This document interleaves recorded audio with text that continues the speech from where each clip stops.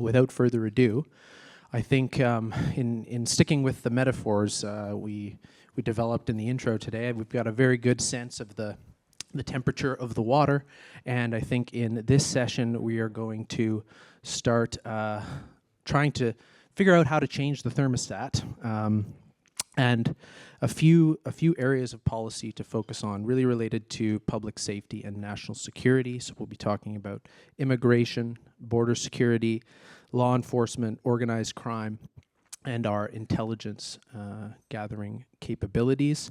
And I'm gonna hew to Dan's methods here and invite our panelists up with only brief introductions and allow them to introduce themselves and then say why they're here and a big idea related to your area of interest. So first we have Andrew Kirsch, longtime intelligence officer with CSIS, national and cybersecurity expert, and one of MLI's fellows. Andrew, thanks for being here.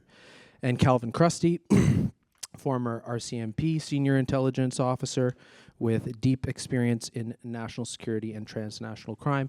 And last but certainly not least, we have Sophie Milman, who has a very interesting career. She's a former musician whose career and Russian background that I'm sure she'll talk about has led her to an ever greater interest in security issues, and she now works with Cheryl, who we heard from this morning at Secure Canada. So let's start with you, Andrew. Well, first, let's give a round of applause for our speakers. Come a long way, some of them. Over to you, Andrew. Thank you very much. Is this working? Okay, great. Thank you for having me. It's great to be here. My name is Andrew Kirsch. I spent just under a decade as an intelligence officer with the Canadian Security Intelligence Service. That's Canada's domestic spy service. We don't often think of Canada as having spies, right? The Americans have a movie or book every week. They have Zero Dark 30 and the TV shows. The British have James Bond. And I think the closest we have here in Canada is that Mountie from the RCMP, the show Due South, if everyone remembers that 90s television show. Not the proudest tradition, but although we don't have much awareness. What I like to tell people here is that the safety and security that we enjoy in Canada, for whatever safety and security we enjoy in Canada, is not an accident, and it's not guaranteed to continue. It's because every day, thousands of men and women in the intelligence community, law enforcement, the military, corporate security get up and do what they can to keep it that way. A little bit about me and how I came to join. I was a senior my last year at Brown University in the United States in 2001, when the terrorist attacks happened on September 11th. I graduated, I moved to London, England, and I was working in finance, and I was there in 2005 when the attacks happened on July 7th.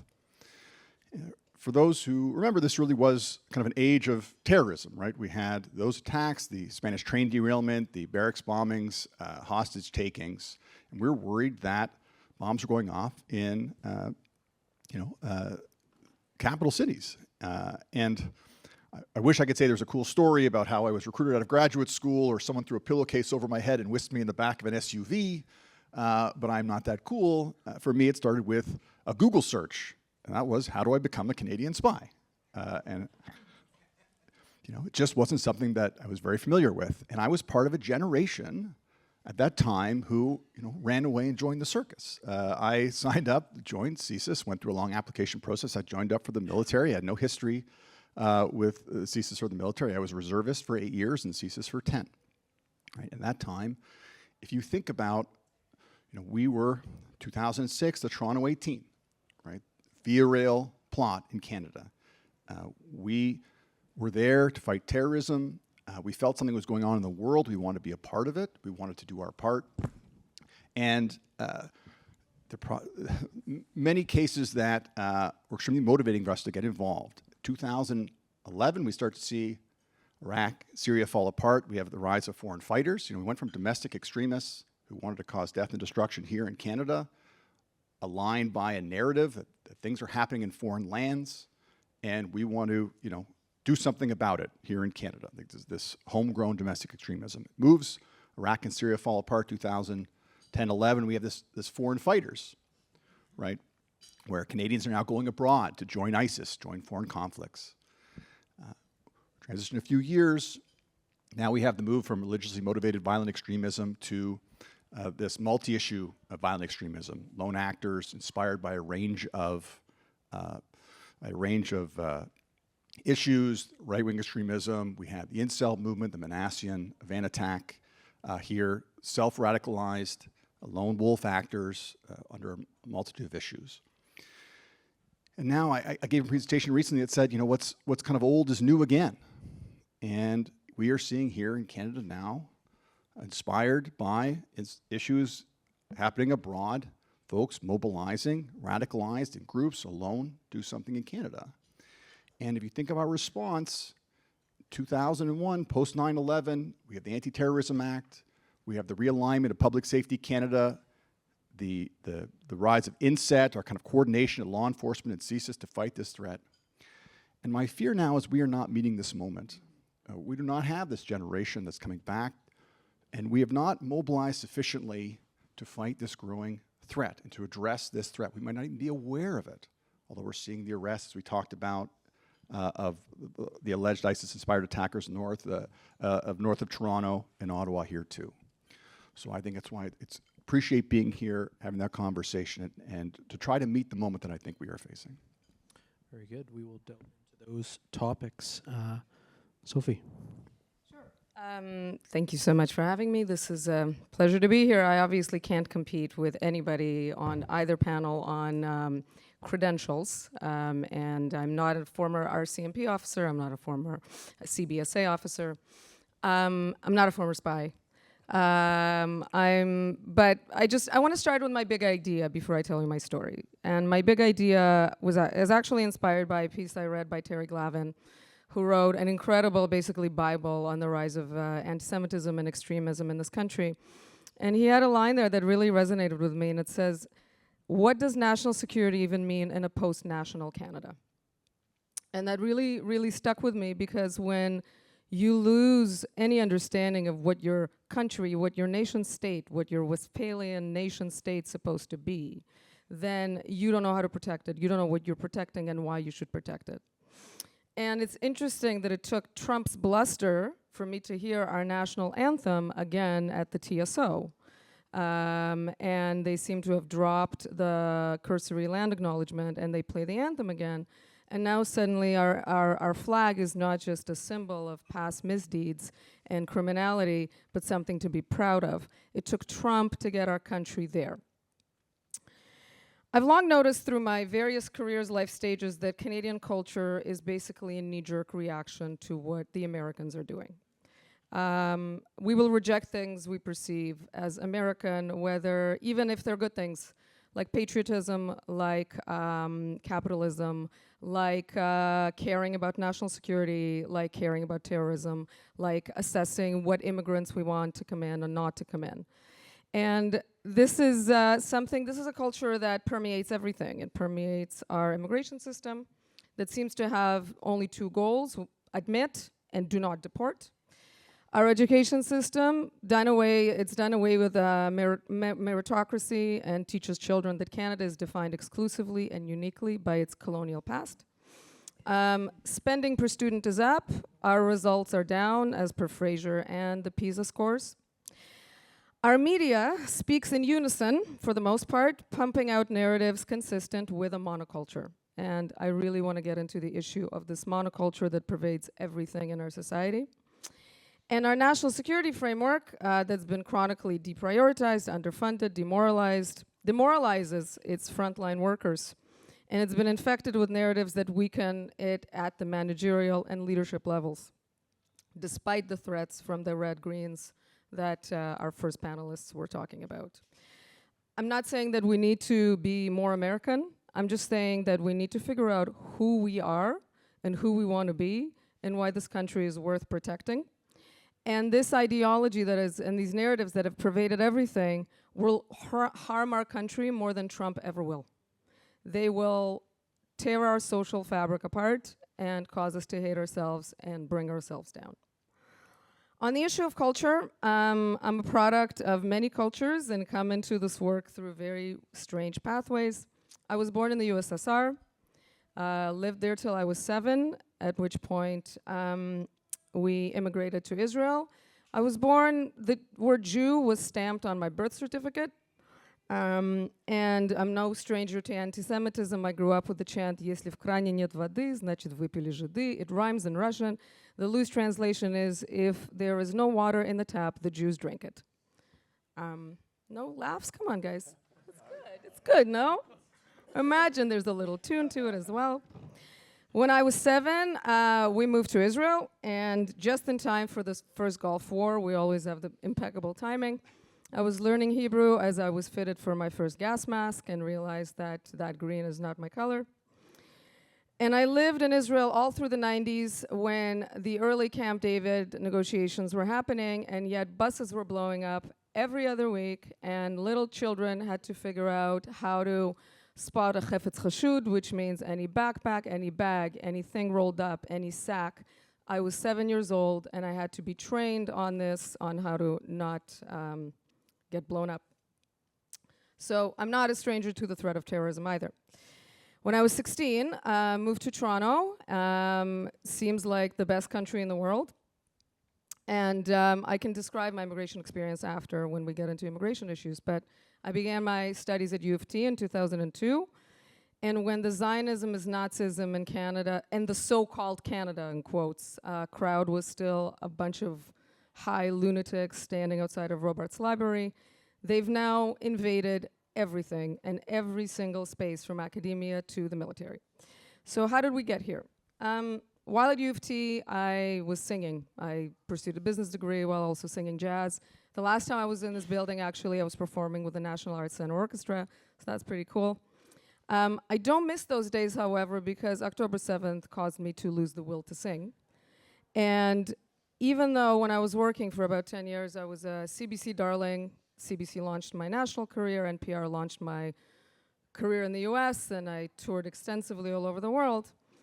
But I was always a nonconformist, and I watched from the inside harmful narratives coalesce into a toxic monoculture. The entrenchment of identity politics, collective blame, victimhood, and fragility in every aspect of life, including the arts, foreign policy, domestic affairs.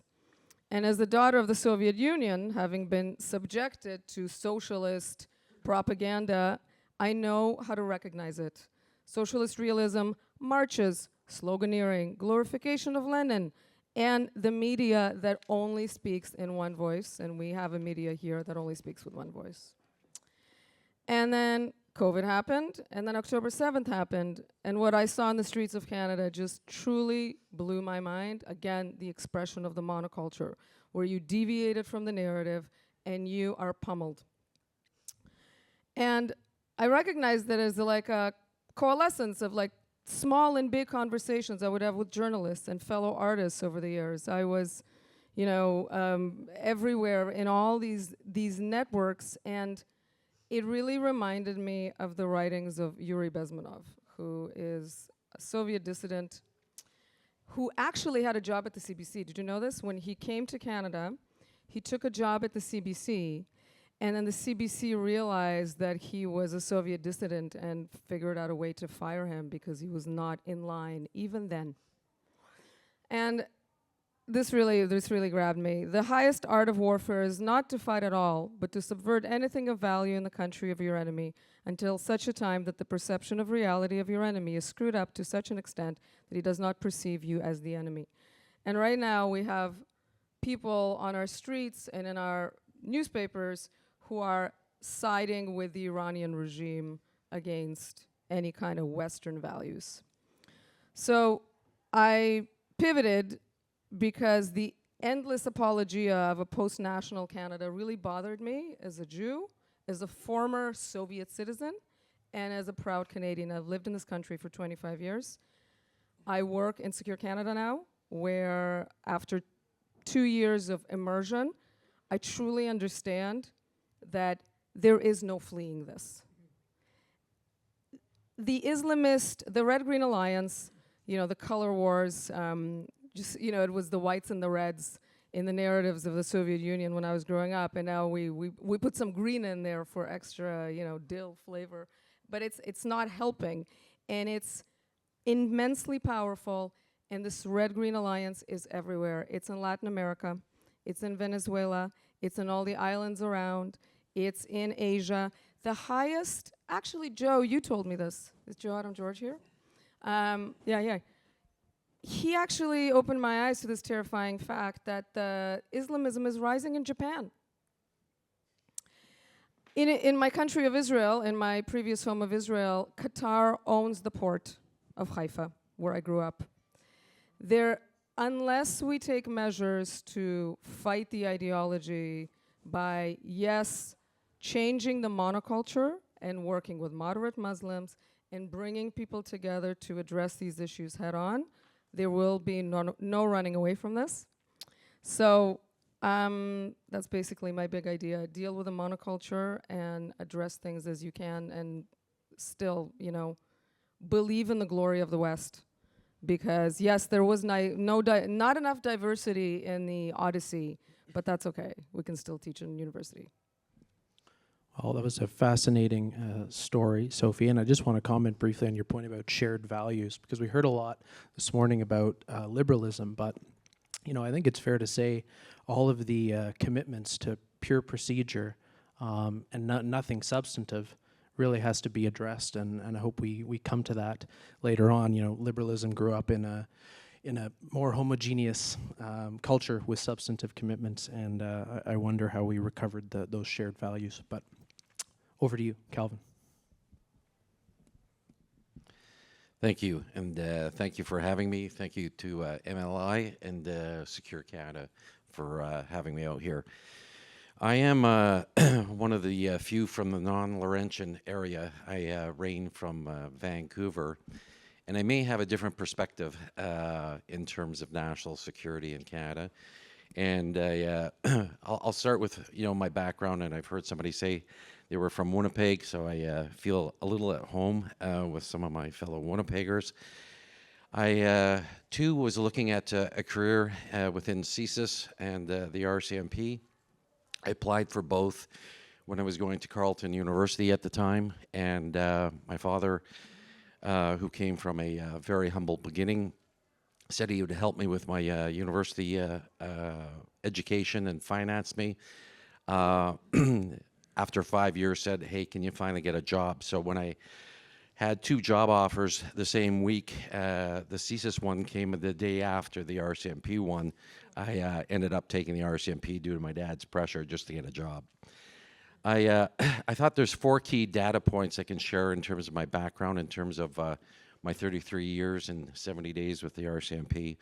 That is very relevant to the conversation we're having relative to national security, human rights, targeting of civilians, et cetera, et cetera. The first one that really changed the way I viewed not only the world, but definitely Canada, was several tours at the height of the war in the former Yugoslavia, where I was one of the UN negotiators on POWs, dead body exchanges, and kidnappings. And it really changed my perspective in terms of how countries perceive themselves and how these national security, global conflicts, war evolve. And I remember at the time talking to, the locals and the neighbors, during, dealing with all the atrocities at the height of the war. And everybody talked about how all the neighbors loved each other, several years before. And it just kind of it was a slippery slope. And they went into a war situation. And I remember that as it relates to, the situation in Canada these days. The other data point was, at least for the Vancouver area and coordinating with national partners and international partners, was a senior position I held in terms of intel officer back in BC, giving me some insights in terms of the different communities, and in particular, the communities of the Iranian communities and the Chinese communities in terms of the work that we did out there, as well as some experience to the Indian communities and the Sikh communities out in BC. The other data point was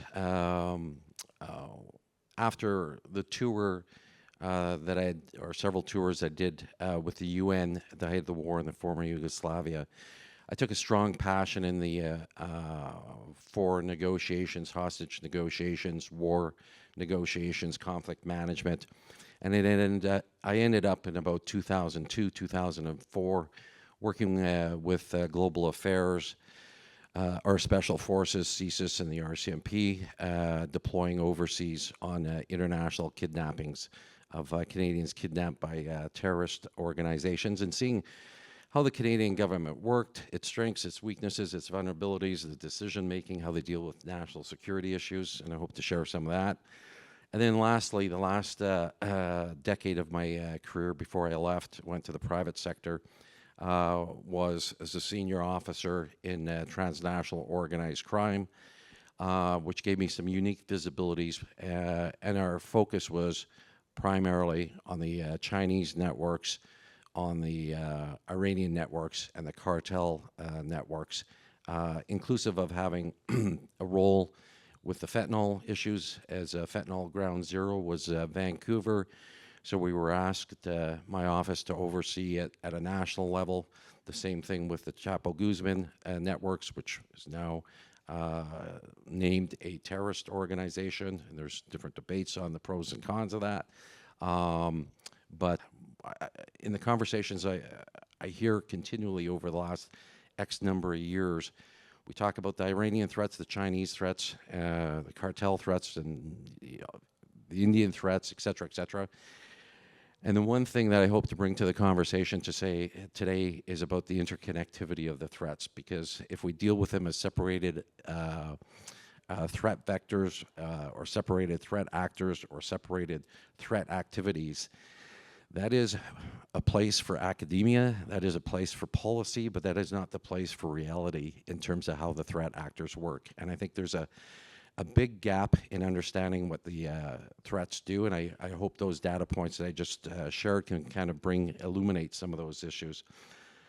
I've worked essentially with all the different agencies in Canada, on every continent in the world, usually deploying to, as some of my colleagues were deploying to the Barbados to run a money laundering event or whatever it was. I was the guy being deployed to Iraq, Somalia, Africa, the South Philippines, and some of the more treacherous places in the world to kind of get exposed to it, having worked in Israel, the West Bank, working with the Israelis. I got to see some of the more darker sides of humanity in terms of through the lens of a Canadian government employee. Thank you for each of you for sharing so much of your backgrounds. These are very grave and serious topics, and that'll be evident through today's discussion. I think you've got a good sense of the themes that each of them will touch on. Just like this morning, where we kind of set the stage with respect to understanding the trends in hate crimes and some of the ideologies underpinning these new threats. I just want to set the context as well here with respect to immigration and our national security and law enforcement landscape. So we've had unprecedented immigration in the past few years. The trends go back kind of, I think at this point now, ruining our world-class immigration system. Gaps have been identified with respect to our land and airport screening. We've had a record number of asylum claims the past 2 years. And undoubtedly there's been an increased strain on our law enforcement and intelligence capacity.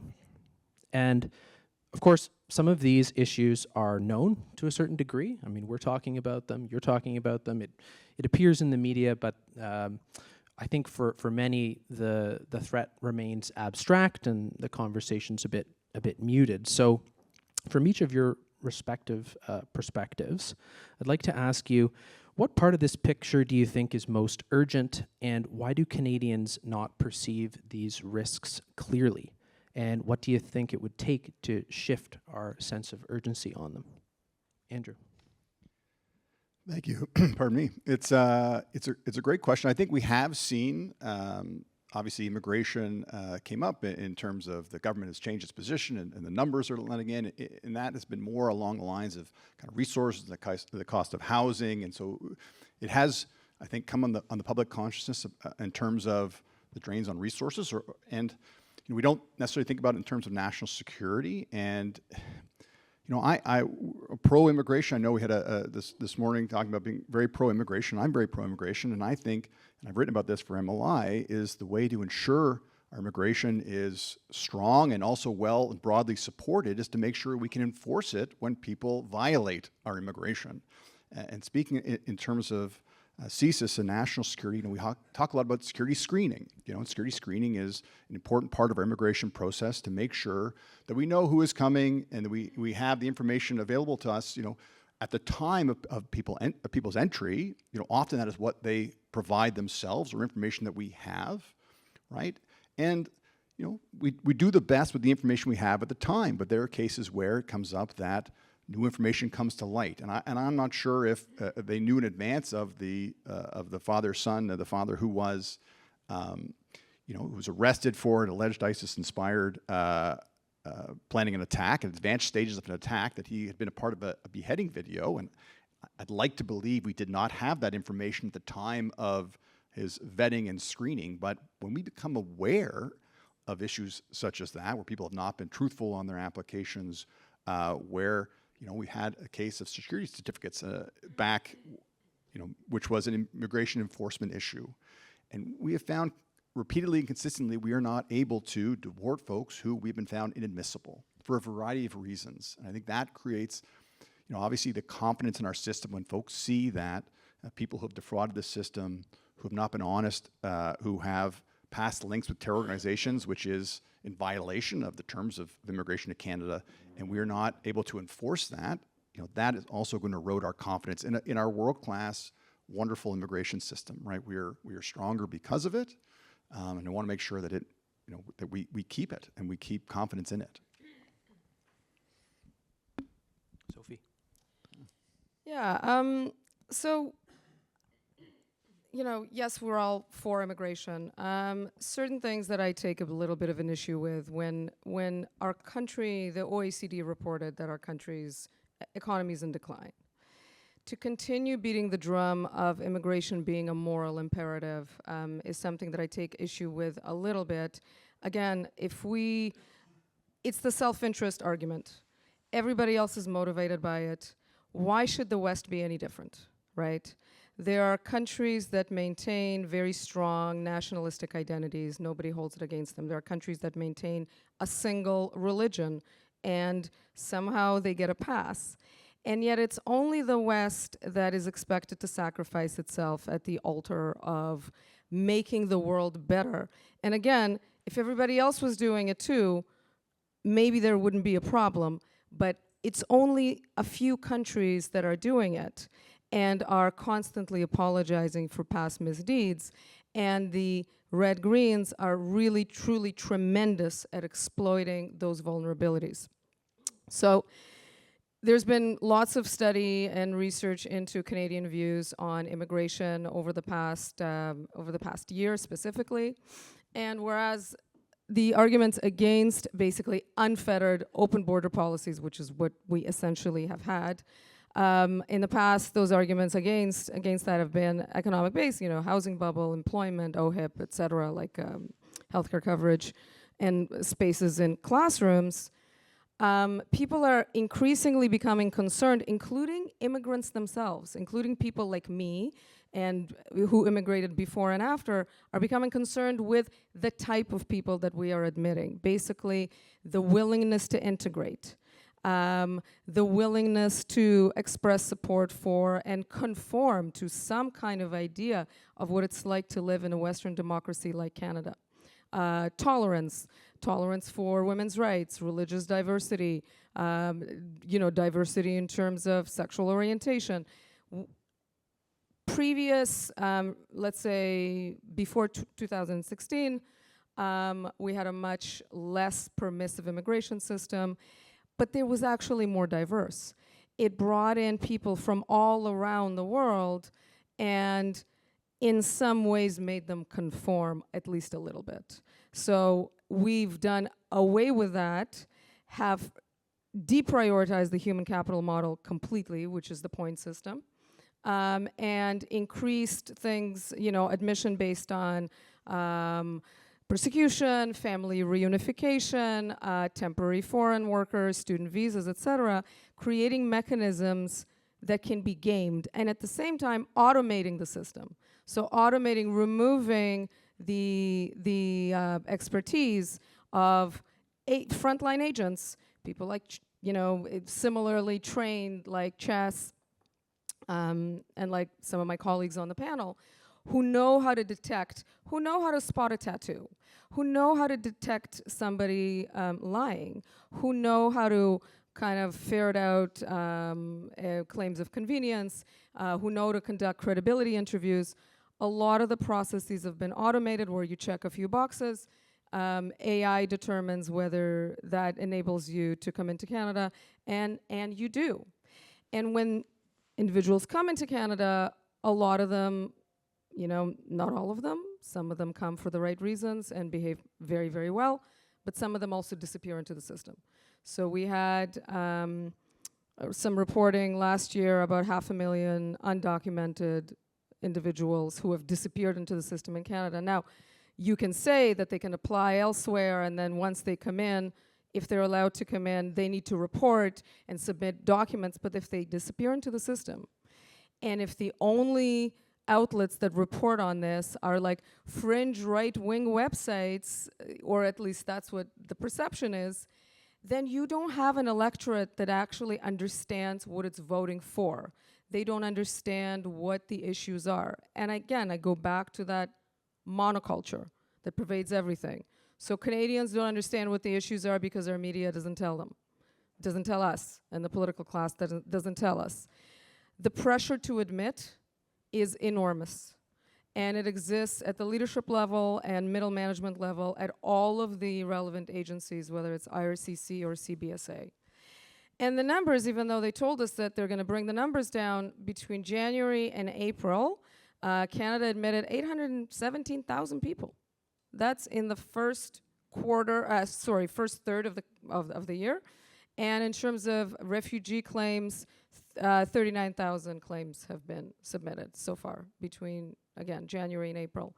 So, again, not everybody will be approved, but most of the claimants are here, and they're collecting social services, and they're waiting in completely bloated queues, and are able to do basically whatever they want in the country and potentially disappear. And the motivation to find them and to deport them is really not there. So the issue is not just, let's bring in new laws, let's deal with the culture, and let's deal with the aspects of enforcement that basically prevent our country from enforcing any laws and penalizing rule breakers. Thank you. I got to the fifth word in the question, and the fifth word being convergence, and I stopped there and went, that's all I need to talk about.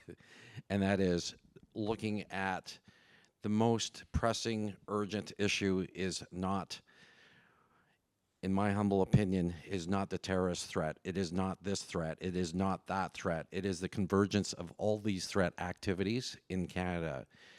And not only the threat activities, and I'm talking about, terrorism, extremism, espionage, illicit finance, disinformation, economic coercion, transnational organized crime, lawfare, and even the kinetic threats that are the emerging threats, in the Arctic and others.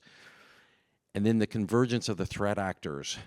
And we have seen when you look around the world that Iran, which is a significant threat actor within Canada, is closely aligned to China, which is a major threat actor in Canada, which both those two are connected to the cartels, which is a major threat actor in Canada. And so when we look at, and put these activities, the threat actors in separate boxes, we actually really minimize the threat. And we actually enable the threat actors. And when we start then even breaking it down to different diaspora groups, and we make the threat sound like they're associated to diaspora groups only versus to Canada as a nation, I think we unintentionally break down Team Canada, because if you look in terms of who's being targeted, and I'm not diminishing any of the more serious threats to different ethnic groups, but CEOs are being targeted, bankers are being targeted, politicians are being targeted. I think we have a clear sense of the most urgent areas of focus, but I want to ask you each how we arrived at this inflection point. And so, Andrew, you mentioned, we're not taking national security seriously in numerous policy areas. So, I'd like to ask you about that. Sophie, you mentioned this monoculture and how it's being applied in immigration and other areas.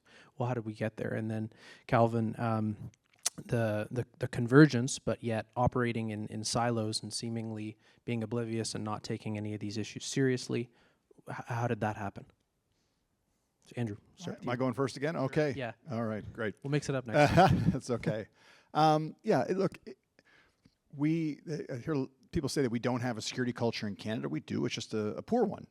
We do not talk about national security. It is not something we think much about. Maybe that's because we have the luxury of not having to, be as front of mind until something happens, in which case it goes back to the back recesses. I won't ask for a show of hands, so I will rhetorically ask if anyone in this room could name me the director of CSIS, or who the National Security Intelligence Advisor is. Maybe some folks could name the Minister of Public Safety, although new, but would anyone know that we have a provincial security advisor in Ontario? The OPSA, I worked for that office briefly after I left. And I imagine in this room of folks who are interested, and maybe many could, most can't.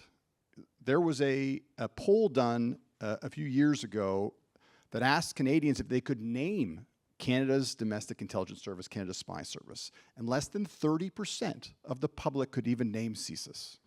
Okay, and this is a problem. One, it's not a clandestine organization, right? I was living and working 20 minutes from where I grew up in Toronto, and I would go knock on a door, and I had a badge, and I said, "Hello, my name is Andrew. I'm here from the Canadian Security Intelligence Service, and I would like your help with my national security investigation." And I got a blank stare. I said, "CSIS, I'm a spy. Canada has spies." And I was like, "Oh, you're the police." And well, not exactly, in CSIS, and we had a whole spiel about what the CSIS mandate is, right? And I think that is to our great detriment because,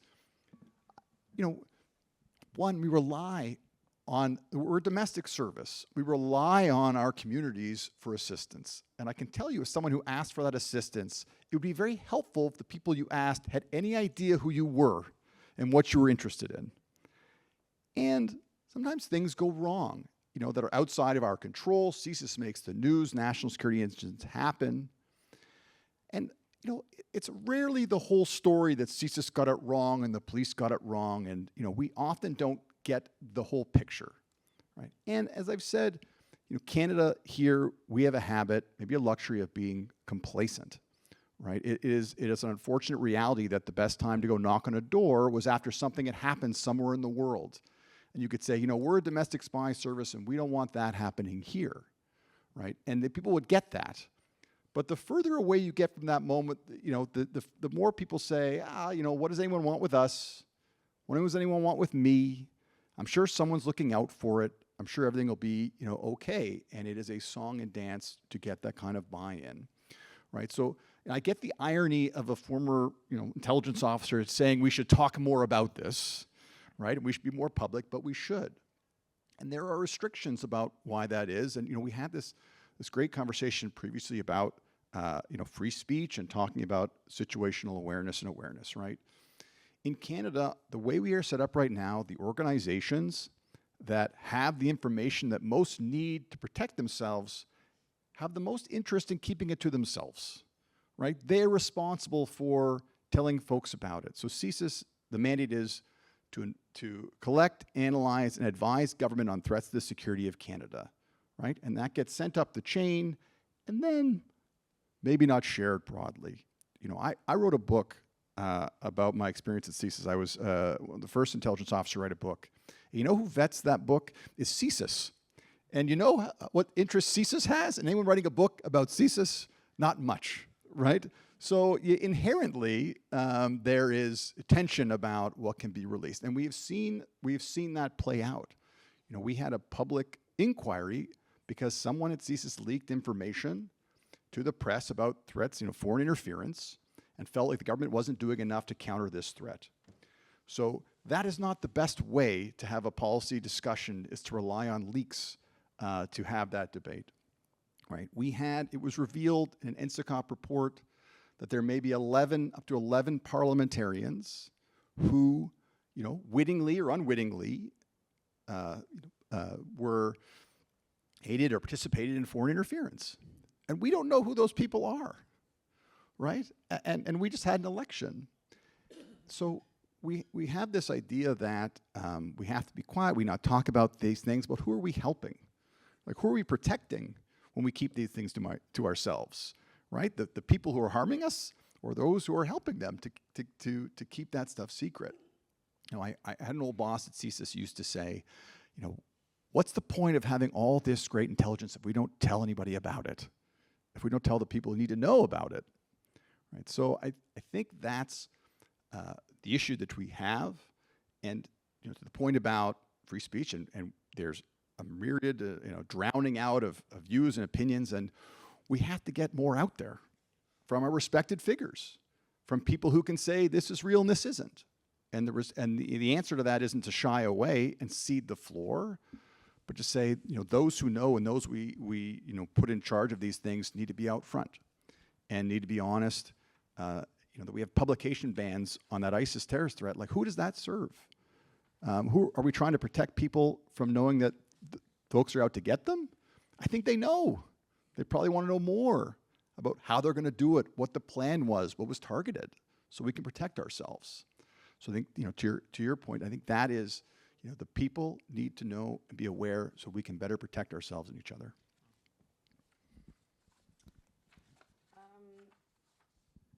How did we get here? I think it's too much of a good thing.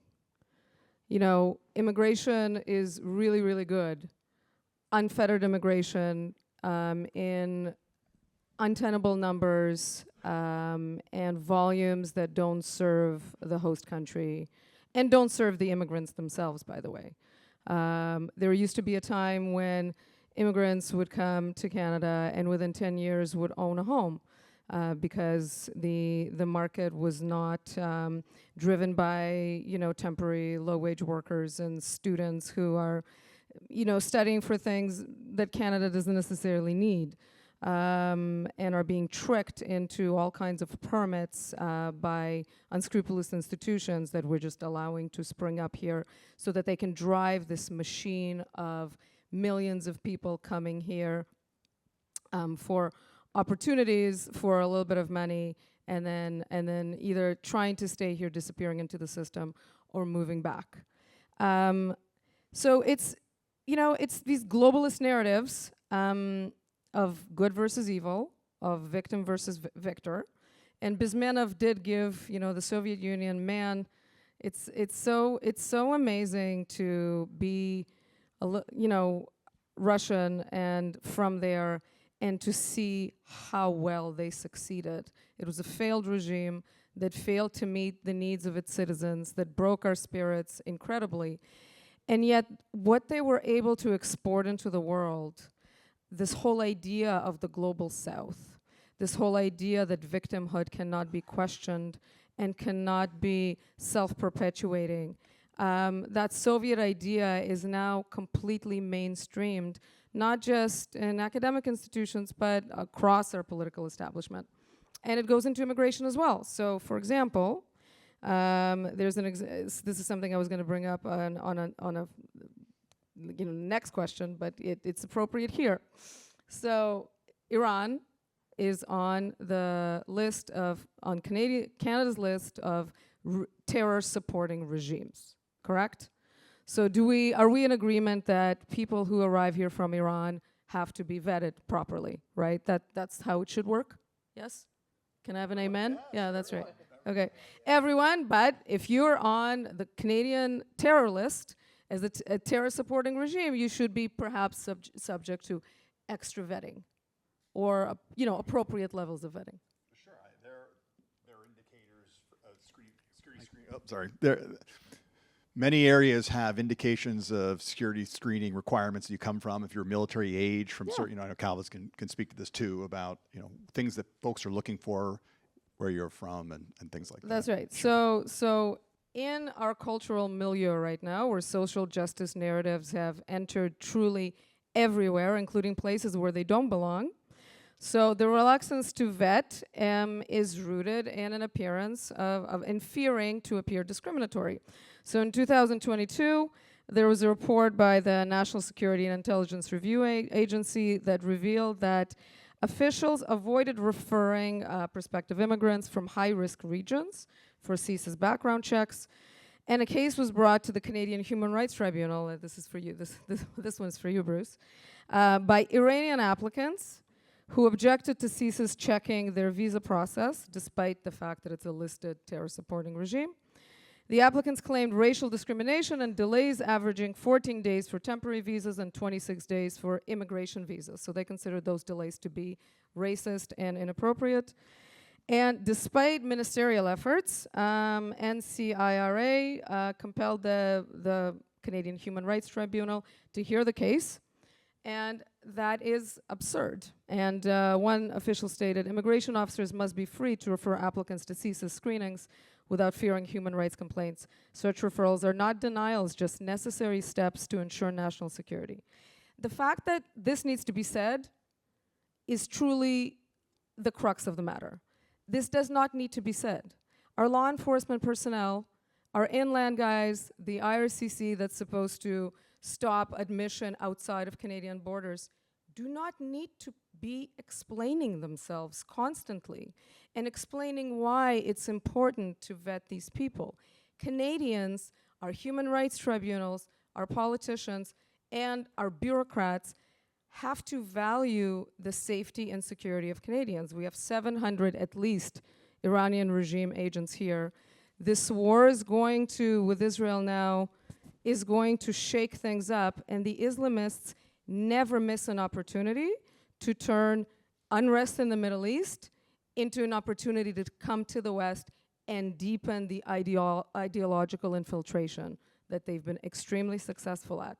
So as long as we have our police, our RCMP officers, our CBSA officers, and IRCC apologizing and justifying why they need to vet people from Iran, we've lost the plot.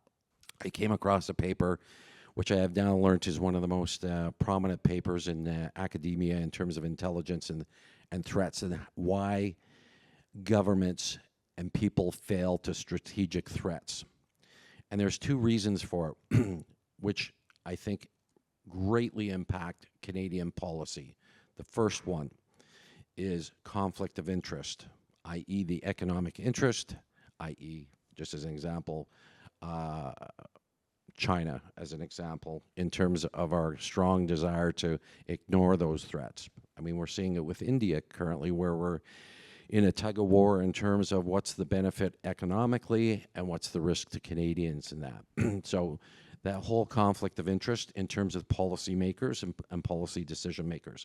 The second part of that policy is cognitive dissonance, and I think it's one of the least understood ones and the most relevant ones for Canada, and that is when you have a public safety minister that's from Regina, that's traveled, maybe to, Los Cabos for a holiday and maybe to Hawaii, who's developing national security policy for your country. And his biggest exposure to public safety threats has been the 3 Hells Angels at the pub that he was stopping home to have a beer with his friends, and he hasn't been, to Iraq, or he hasn't been to Somalia, or he hasn't been to the West Bank, or he hasn't been to wherever. You get that cognitive dissonance. Sorry, I just lost my other notes. So those two things, I think, have had a great impact on it. The second point is political hesitation. That to make some of the changes to deal with our national security issues, and I'm a strong advocate of this one, is the need for legal reform. And then you talk to the legal reform, and you're talking about the charter, and you're going, hey, we're going to change things. Maybe we got things wrong in 80 something with the charter, and maybe we have to tweak it because the charter was developed, for a nation, and that nation has borders, but those borders are very porous. And really, the threat actors don't see us having borders. With the immigration flow, with the trade, with finance and everything else, it really doesn't really matter. So we have a legal framework to protect a country, like as if we're a fishbowl, when we're actually living in the ocean. So they don't want to make those changes in terms of the political hesitation, because if they start changing them, you're going to get not only in terms of some left-wing entities. I'm sure you're going to get a group of lawyers that are going to be upset, because right now most lawyers can make a fortune in terms of going, hey, this person's going to get off on this because it's called Stinchcomb, which is a famous court case. I don't think you have to go to law school to be a criminal defense lawyer. You just have to say Stinchcomb and the case falls. And that's what we're seeing. So when people are going, hey, how come we have no money laundering charges? Why don't we have terrorist charges? Why don't we have all these other foreign interference charges? It's because their legal framework is, and nobody wants to take that on because politically it's not a palatable thing, and they're not going to get votes by it. The last one, culture. There's a thing when they look at families in terms of 3 generations, when somebody's a billionaire and they look at families, and then within 3 generations, the families start deteriorating. And I look at the 3 generations from World War II. And I think when we look at,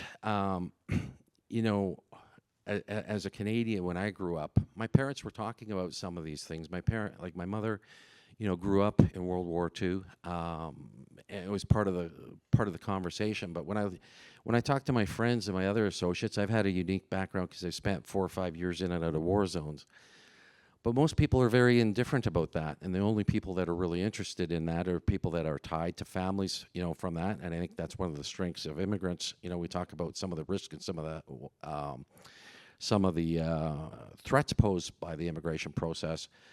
But there is a benefit to the immigration in terms of, it seems like, we're hearing from some of the people in the panel that have come through the immigration process in most recent years that have been exposed to the threats in Israel, have been exposed to the threats in Lebanon, or have been exposed to the threats in India and other places. And I think there's a benefit there. But we've got a culture of complacency currently after 3 generations that everybody's rather indifferent about it. So those are the kind of 3 strategic things that I saw contributing to how we got where we got. I want to pick up on one thing you said, Calvin. This question's for you and Andrew. You mentioned the need to make some policy changes in the law enforcement and security domain to basically open up a stream so that we're able to operate a little bit outside of the law when certain threats are in place. Now, one of the things we've heard about today is that we're very proud of being liberal, and some people are saying this sort of thing would be illiberal. And there's been some recent bills put forward here, the border bill, another Bill 5, Dan and I were talking about it earlier in Ontario, that similarly, basically says, look, there is a morass of regulations and we can't get things done, and we need to make some carve-outs here to speed things up. So my question for you is what you've seen out of the new federal government on the border file and any other pieces of legislation you care to comment on that are in this vein of trying to make some carve-outs, cut through the morass. Do you think they're going about them in the right way, or are they undermining our freedoms and safety and sort of thing? Unless you're going to do radical legal change to the charter is probably the biggest vulnerability, because you can have the best intel in the world. You can have the best policies in the world. But if the threat actors know, and they do know, Chapo Guzman knew, his whole network knew, the Iranians know, the Chinese know, there's no consequences here. So you can do whatever you want in terms of going, hey, do A, B, C, D on policy. So when I hear policy centers and policy people talk about these changes, there's no consequence. So what? You change the policy, there's no consequence. the behavior is going to continue. To get compliance in behavior, there has to be incentives and there has to be consequences. A and B. If there's no consequences, the behavior continues. I think building on that note, and what came up earlier today was, people have interests, right? And they're going to pursue those interests, and I don't hold it against them, to be honest. If you allow all of these stages of appeal and whatnot, people are going to use them. And countries, even our friends, have interests, right? There was a talk about, I remember I read in a book. They're talking about the early NAFTA negotiations, and the Americans said, when we had these negotiations in the U.S., we seemed to be, the Canadians were commenting on these NAFTA negotiations, saying when they had these negotiations in the U.S., the Americans seemed very on top of what we were thinking and where we would go, and then, we're negotiating in Canada, that less so, right? Because the Americans pursue their interests, the Chinese pursue their interests, and in Canada, we have a hard time saying no, and sometimes we have to say no, and people are okay to make the requests, and countries are okay to make the requests, and we have to pursue our own national security interests. We have to pursue our own interests, and that's okay, right? We want to be accommodating. We want to make sure that everyone goes, that the process is respected, and absolutely. And at some point, we can say, we're not comfortable with that acquisition in Canada. We are not comfortable with, whatever that may be. A law, the laws we put in place, and the ultimate decision making that has to happen in Canada. We say that CSIS advises, the government decides, right? We provide advisories to the government, and the government makes the ultimate decisions. And even we can provide lots of information, and there'll be other considerations that go involved, and they say, national security, okay, but we're going to go ahead. That we're not going to say no to whatever the request that is. So, I think in terms of laws and regulations we need to pass, we also need to change our mindset, which is, we have interests too. We have national security interests. We have economic security interests. There's been talk about whether Canada needs a foreign service. We don't have a foreign intelligence service. We're one of the, kind of unique in that sense. We have the domestic security service and not a foreign one. And many people advocate and say, well, we need a foreign intelligence service. And my question to them is, what are they going to collect?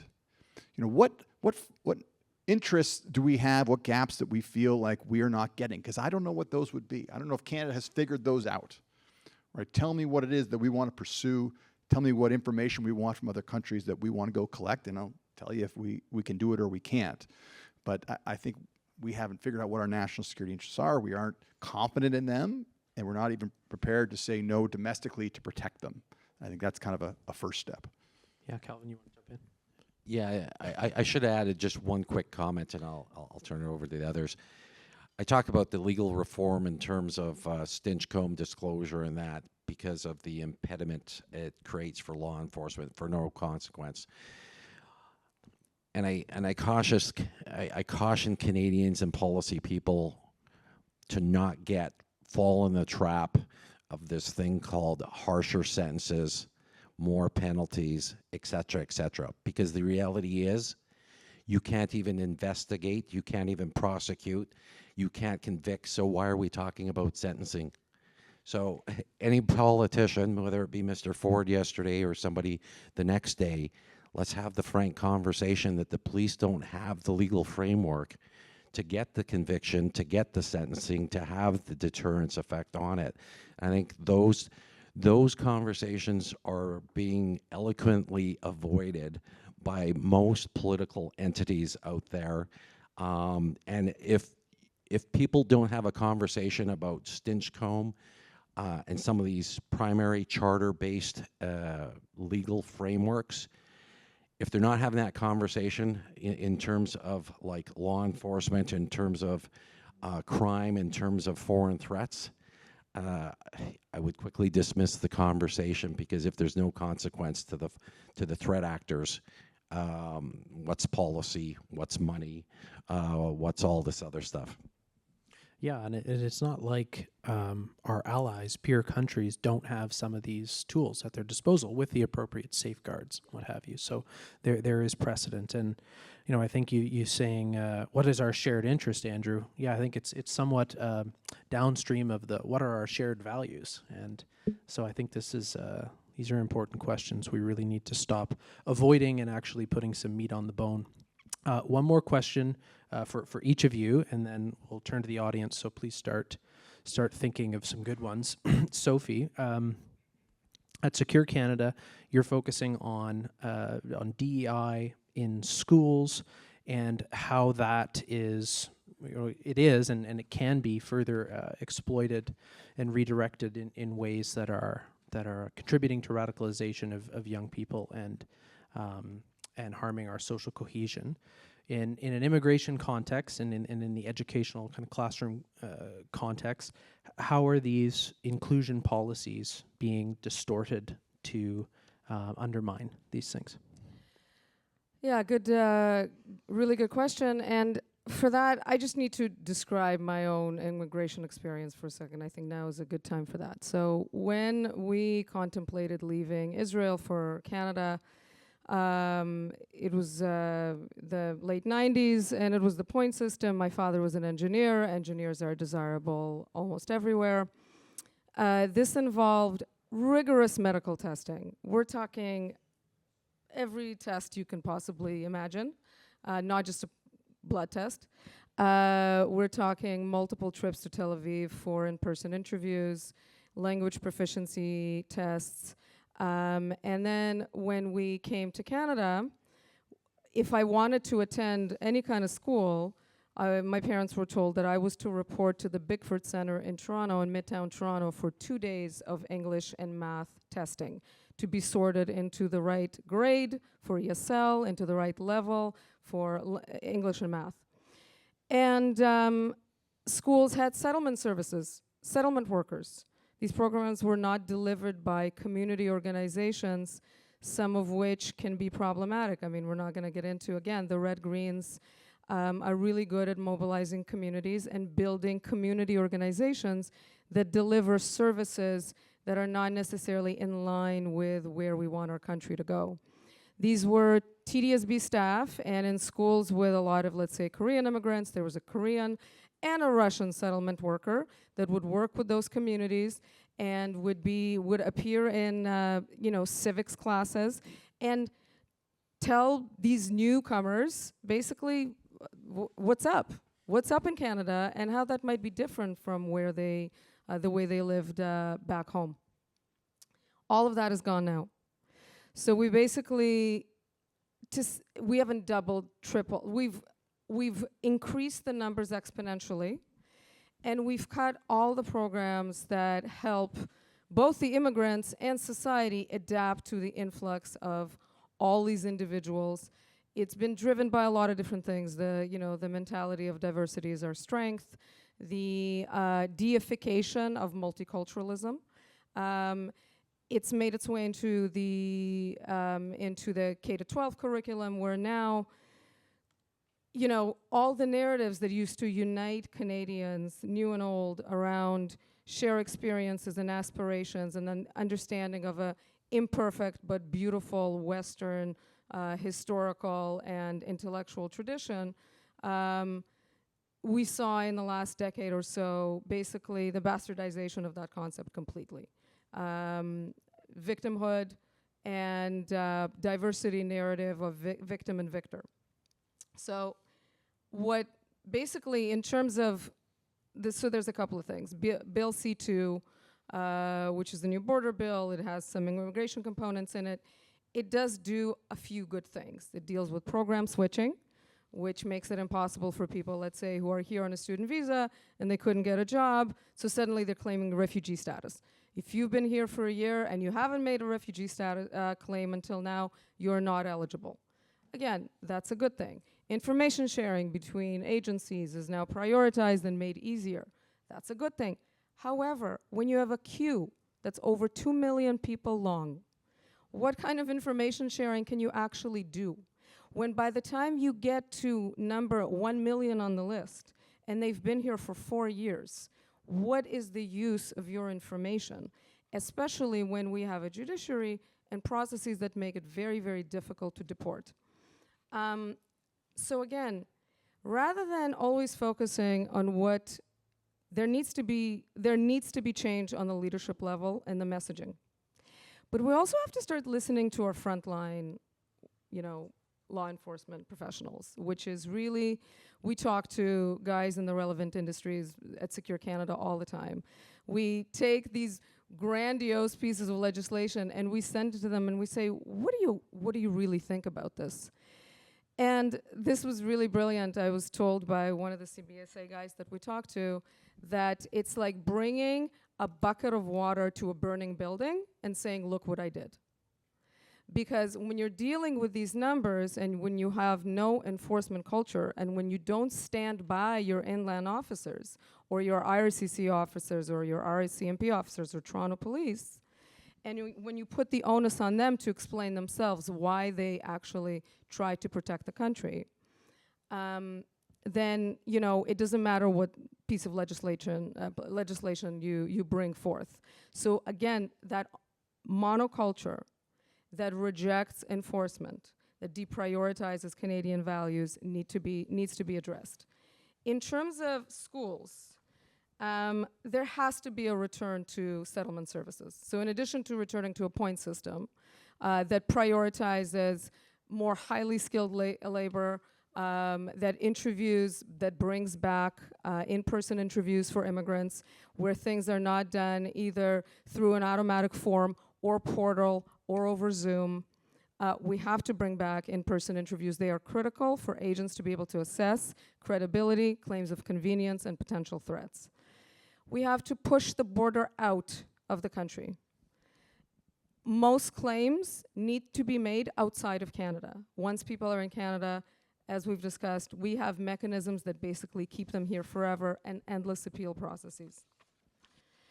By the way, the authoritarian regimes that want to undermine us have no appeals processes. So we're the only ones that basically invite the threat in great numbers, don't help the threat integrate, and then give it multiple opportunities to stay.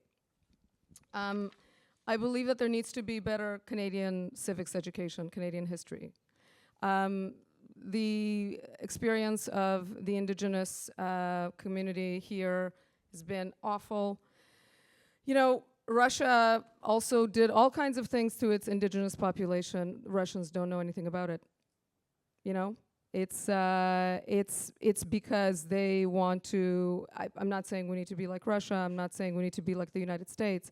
But there has to be a happy medium where we acknowledge mistakes of the past and actually take actual credible steps to correct the things that plague those communities still. So we should clean the water and virtue signal less.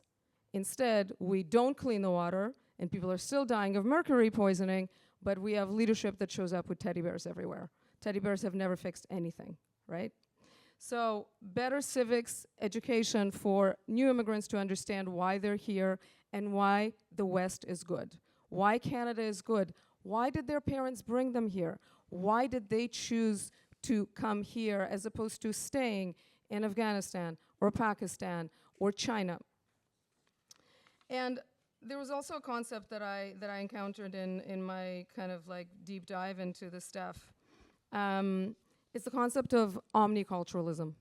So we value multiculturalism, that basically it divides us into ethnic groups and subdivides us based on, immutable characteristics inside those ethnic groups, and then, glorifies or creates a hierarchy between who's better, who's worse, who's more of a victim, who's less of a victim.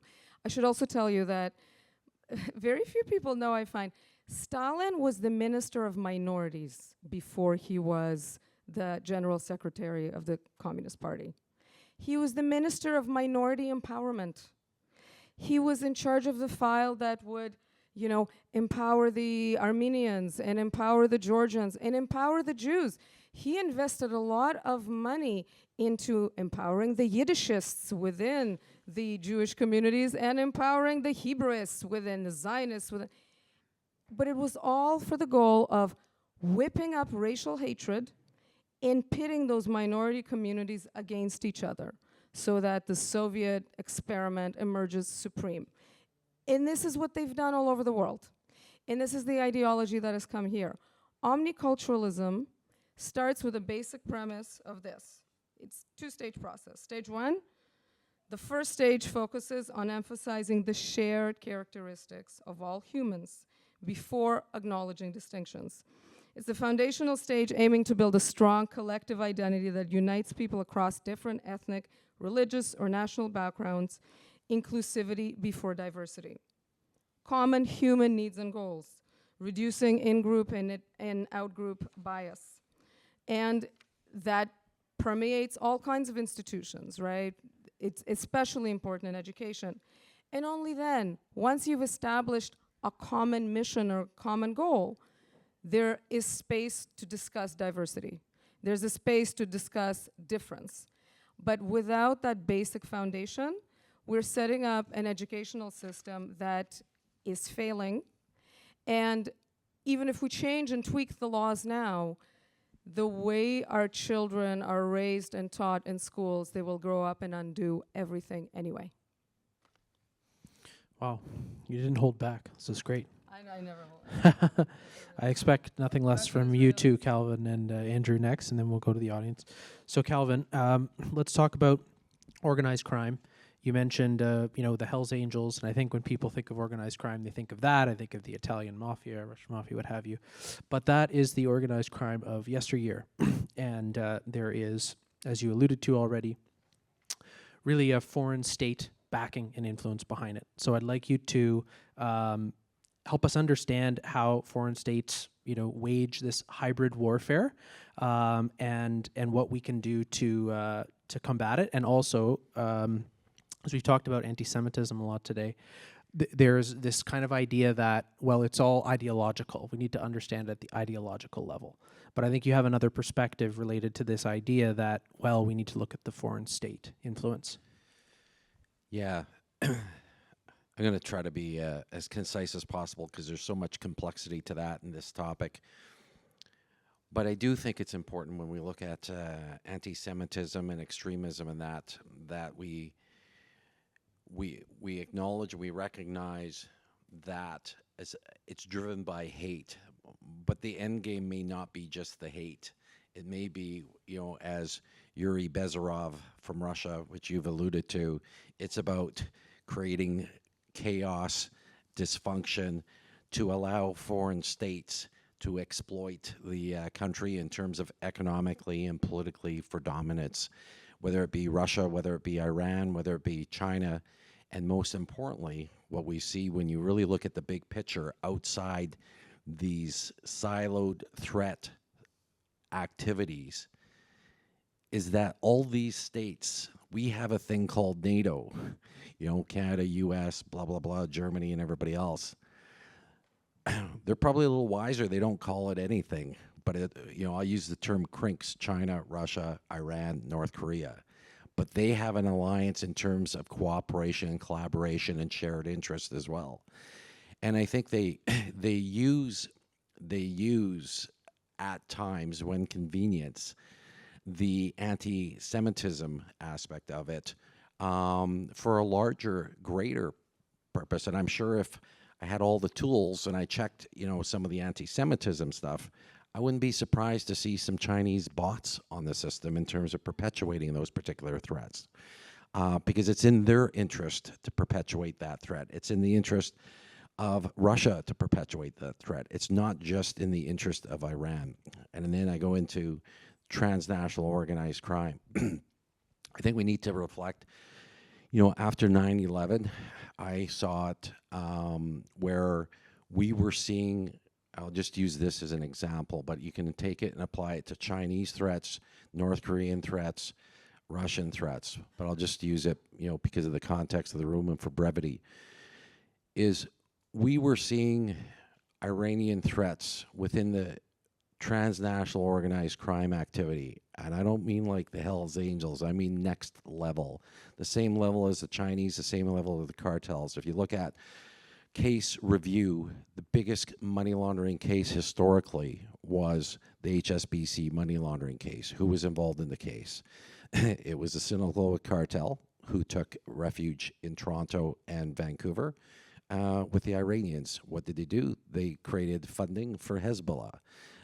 So when we look at these things, after 9/11, everybody was focused on the term terrorism. Everybody was looking in Canada for the person with the bomb, but nobody was looking at where do they get the funding for it? Where do they get to travel from? Where do they get this from?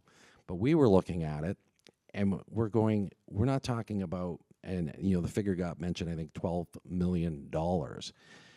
$12 million is one day's pay for one bad guy, like one small group. We're talking like billions, and we did the money review, the money laundering inquiry in BC, and they came up with $40 billion.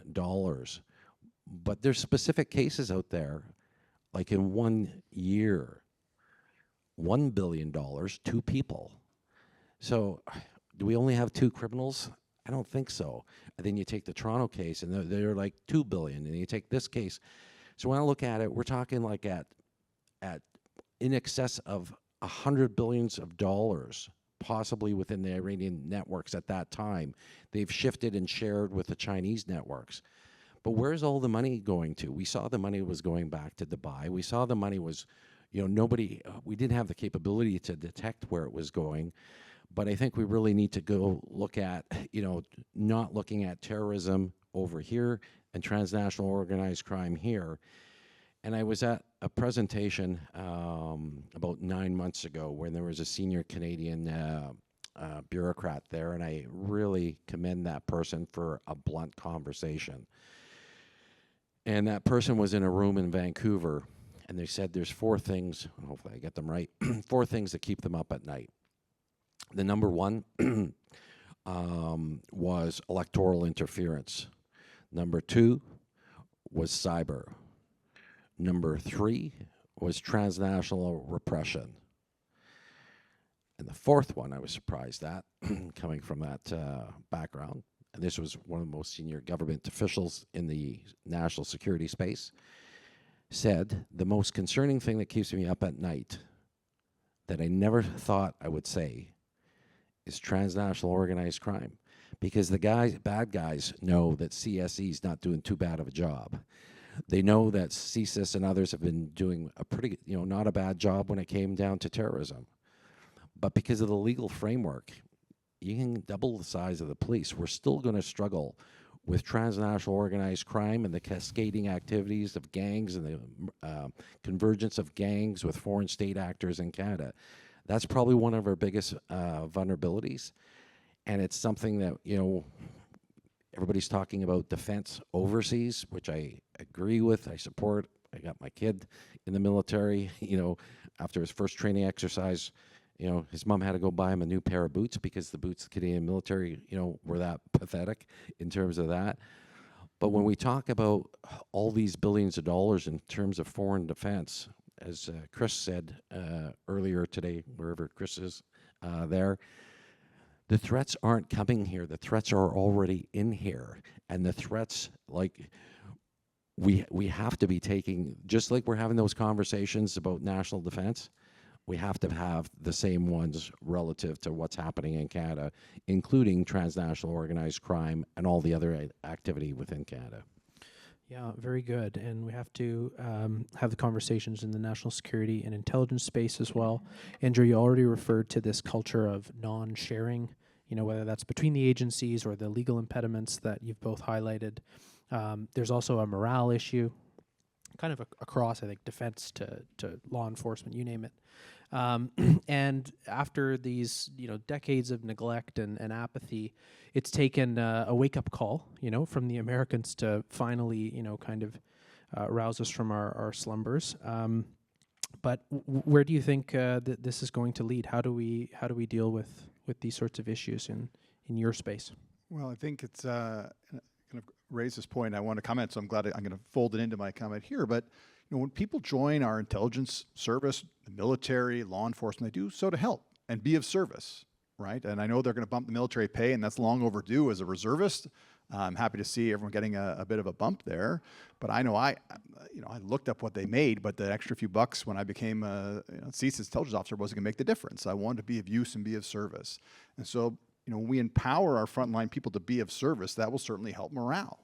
When people feel like they are contributing to the cause and the mandate they sign up for. And where we see an erosion is often where folks don't feel empowered and can't do the investigations they want to do, or feel like there are roadblocks and in their way. Their emails aren't getting read. And nothing more demoralizing. I was sitting in coffee shops, having coffee with folks, writing reports, hoping, thinking, believing that someone was reading those reports, right? And where we find out they're not, can be pretty tough to get motivated to go out and do what is a very hard job, and many of them are, right? So I think that's important, and kind of empowering those frontline people, whatever in ways we do. CSIS was for a long time a very defensive organization, and it was only managed to collect. And then the organization said, we need more powers. We need to be able to have threat reduction activities, and that came. And so they said, we need to be a little more offensive. We need to be able to act on the information that we get in a limited, controlled way. And I think that was a boost for the organization. I hope that the laws that are coming in now and tweaks will further help empower the people who are doing their best to keep us safe. Security, I say now in my private security career, I say security is very hard, okay? You never know when you're right. You always know when you're wrong, but you never know when you're right. And you think you know, and you feel good, and you have these conversations, and you're on the path until you know you're not. And so just, I said, empowering people, making sure we're having these discussions, that we are constantly reviewing what the threats we face are the folks who are doing it, empowered to do what they think, have the powers they need to fulfill the mandates that they have, because, like I said, we're all here kind of doing our best and hoping that the catalyst isn't a tragic event, and unfortunately that often in the past, whether that be something going off, or for the politicians, it's something on the cover of the Globe and Mail. There's an old expression they say, someone told me once, Andrew, if you ever find the smoking gun, it means it's already gone off, right? So we're hoping that we can avoid that. And I think conversations like this are an important step. Thank you, everyone. Let's give a big round of applause for our panelists. Thank you so much. That was a truly, fascinating conversation. I realize I haven't introduced myself. My name is Peter Copeland. I'm the Deputy of Domestic Policy, and it's my distinct pleasure to lead the Promised Land program, under which this event happened in conjunction with my colleague Chris Coates, who's National Security Lead. And so on behalf of us at MLI and Casey Babb, my co-lead on this project, I want to thank the panelists for sharing your time and expertise. Very important topics with our new government. So I hope the message gets out. I want to thank you all for being here, and the National Arts Center for hosting us, and most importantly, our team at MLI. A lot of work goes into this, so I want to thank our videographer and audio and our team here, Skander, Jacqueline, and Beth for making it happen. And have a great day, everyone.